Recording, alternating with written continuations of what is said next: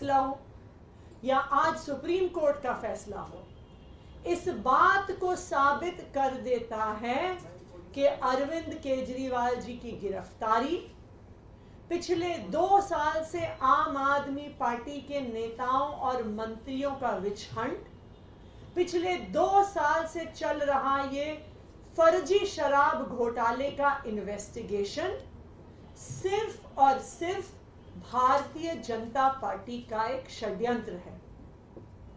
Bharatiya Janata party आम आदमी party का, दिल्ली सरकार का, दिल्ली के लोगों का काम रोकने के लिए साजिश रच रही है और इसीलिए उन्होंने दिल्ली के चुने हुए मुख्यमंत्री को एक फर्जी केस में बिना किसी सबूत के जेल में डाल दिया। राउज एवेन्यू कोर्ट ने जब अरविंद केजरीवाल जी को जमानत दी थी तो बहुत स्पष्ट तौर पर कहा, और एक बार नहीं बार बार कहा, कि इन्फोर्समेंट डायरेक्टोरेट के पास अरविंद केजरीवाल जी के खिलाफ कोई सबूत नहीं है।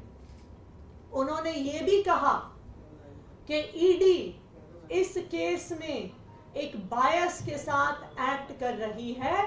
ये कोर्ट के शब्द हैं, ये हमारे शब्द नहीं हैं।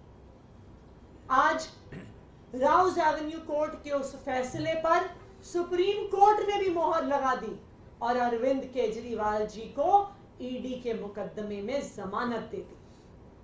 लेकिन भारतीय जनता पार्टी को यह पता था, उनको पता था कि राउज एवेन्यू कोर्ट से जमानत मिल गई है, उनको पता था कि सुप्रीम कोर्ट से भी जमानत मिल जाएगी।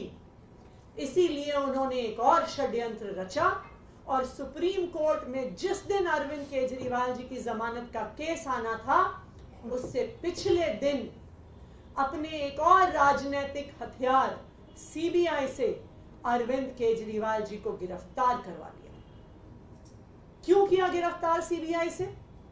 सिर्फ और सिर्फ इसलिए गिरफ्तार करवाया कि अगर ईडी के केस में जमानत मिल गई तो अरविंद केजरीवाल जी बाहर आकर 10 गुना स्पीड से दिल्ली के लोगों का काम करने लग जाएंगे। और भारतीय जनता पार्टी का षड्यंत्र रुकता नहीं है, इसलिए सीबीआई के केस में अरेस्ट किया। मैं आज भारतीय जनता पार्टी को यह कहना चाहती हूं कि इस देश के एक के बाद एक हर न्यायालय ने आपके षड्यंत्र का पर्दाफाश किया।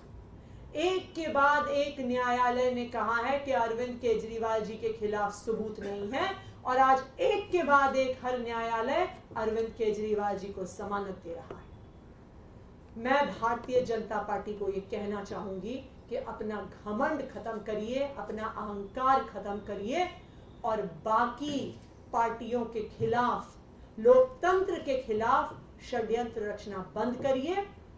सत्य परेशान हो सकता है लेकिन पराजित नहीं हो सकता। अरविंद केजरीवाल की ये जमानत आज पूरे देश के सामने ये साफ कर देती है कि अरविंद केजरीवाल सत्य के साथ खड़े थे, खड़े हैं और खड़े रहेंगे। अब मैं चाहूंगी कि संदीप जी और सौरभ जी अपनी बात रखें।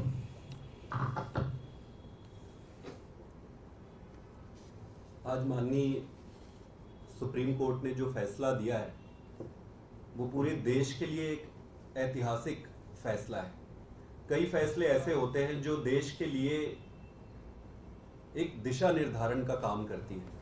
आज जो फैसला आया है वो बड़ा स्पष्ट कर देती है कि जो तथाकथित शराब घोटाला भारतीय जनता पार्टी द्वारा जो रचित है वो पूरी तरीके से सुप्रीम कोर्ट ने उसको ध्वस्त कर देता है। सुप्रीम कोर्ट में जाने से पहले इस पर special court, PMLA special court का ऑर्डर आया था। उस ऑर्डर को पढ़ने पर किसी भी व्यक्ति के मन में ये संदेह नहीं रहेगा कि भाई ये केस क्या है। उस ऑर्डर में 3-4 चीजें बड़ी स्पष्ट लिखी हुई है। पहला कि कोई पैसे का लेन देन नहीं हुआ है। दूसरा, पैसे की कहीं एक चवन्नी की बरामद नहीं हुई है। तीसरा, अरविंद केजरीवाल जी का और पार्टी का दूर दूर से किसी चीज में कोई नाता ही नहीं है। जब करप्शन ही नहीं है इस पे तो नाते का सवाल ही नहीं है। और सबसे इंपॉर्टेंट चीज कि उसमें ईडी के इंटेंट को ये मार्क करने वाली बात है कोर्ट के ऑर्डर में ईडी के इंटेंट पे बड़ा क्वेश्चन मार्क लगा है कि ईडी जो है बड़े एक मैलिफाइड इंटेंट के साथ काम कर रही है। ये बहुत बड़ी बात है। जब कोई एक एजेंसी अपने खोटे नियत के साथ किसी पक्ष के साथ व्यवहार करती है तो वो बहुत गंभीर विषय हो जाता है। स्पेशल कोर्ट के बाद मुद्दा आज सुप्रीम कोर्ट में आया। सुप्रीम कोर्ट में एक बड़े प्रश्न पर विचार किया जा रहा था, और बड़ा प्रश्न क्या था? वो बड़ा प्रश्न ये था कि क्या ये पूरे का पूरा अरेस्ट ही इलीगल है? तो कोर्ट ने अपने तरीके से अध्ययन करके इसको बड़े बेंच के पास भेजा है। जो भी होगा वो देश के लिए अच्छा ही होगा, दिशा निर्धारण होगा आगे। लेकिन कोर्ट ने इंटरिम बेल ग्रांट किया है अरविंद केजरीवाल जी को। अब आपको ये समझना होगा कि पीएमएलए में जब सारे तथ्य और साक्ष्यों को देखकर सभी सबूत ये जो दिए हैं उसको एग्जॉस्ट करने के बाद ही ऐसे इंटरिम बेल या बेल दिए जाते हैं। तो मेरा ये सबमिशन है भारतीय जनता पार्टी से कि हर कोर्ट में आपको मुंह की खानी पड़ रही है, और ये केस सिर्फ आपके द्वारा रचित एक सर्कस है। तो इस सर्कस को बंद करिए। देश का और जनता का और खास करके दिल्ली की जनता का समय व्यर्थ ना करें। नरेंद्र मोदी जी ने, अमित शाह जी ने और भारतीय जनता पार्टी ने इस देश को एक ही चीज दिया है। हर व्यक्ति का हर कार्यकाल की एक देन होती है कि भाई इसने क्या दिया, इसने क्या दिया, इसके कार्यकाल में क्या मिला।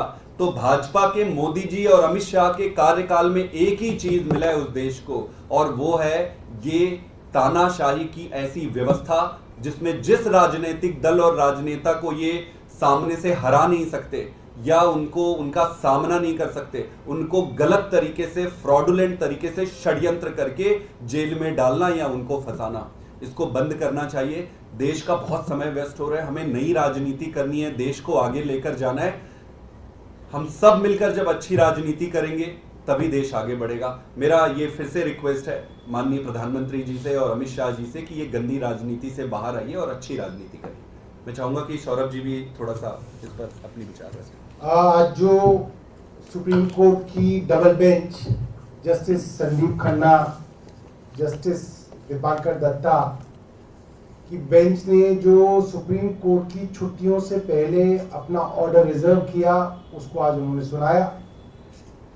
उसके अंदर सुप्रीम कोर्ट के सामने ये सवाल थे कि अगर ईडी पीएमएलए एक्ट के अंडर सेक्शन 19 अरेस्ट करती है और अंडर सेक्शन 45 कोर्ट उसके अंदर बेल की बात सोचता है, तो सेक्शन 19 के अंदर जब ईडी जो एक एजेंसी है वो अरेस्ट करती है तो उसका जो डिसीजन है वो सब्जेक्टिव है, ऑब्जेक्टिव नहीं है। कोई तय सिद्धांत नहीं है किस पे वो अरेस्ट कर रहे हैं, और वो सेक्शन 19 बेसिकली उन अफसरों की ओपिनियन है। तो अगर किसी कानून के अंदर बेल के प्रावधान इतने सख्त हैं जितने सेक्शन 45 में है, तो उसमें अरेस्ट का थ्रेशोल्ड भी हाई होगा। ऐसा नहीं हो सकता कि आप बात बात पे अरेस्ट कर लें और फिर बेल ना दें। अगर बेल आसान है किसी कानून में तो उसमें अरेस्ट भी आसान होती है, और अगर कानून में बेल मुश्किल है तो उसमें अरेस्ट होने भी, क्या लगा लो, कनेक्टेड तो है नहीं, इसको बिना कनेक्ट करे कर लेंगे। सर लाइव चल रहा है। तो बेल के सिद्धांत ये है कि अगर बेल मिलना किसी कानून के अंदर कठिन है तो उसके अंदर अरेस्ट का थ्रेशोल्ड भी हाई होना चाहिए। सुप्रीम कोर्ट ने need and necessity of bail के बारे में कहा, और सुप्रीम कोर्ट ने दूसरी बात ये कही कि इस मामले में अरविंद केजरीवाल जी करीब 90 दिन से ज्यादा पहले ही जेल में रह चुके हैं, लिहाजा उनको इंटरिम बेल दी जाए।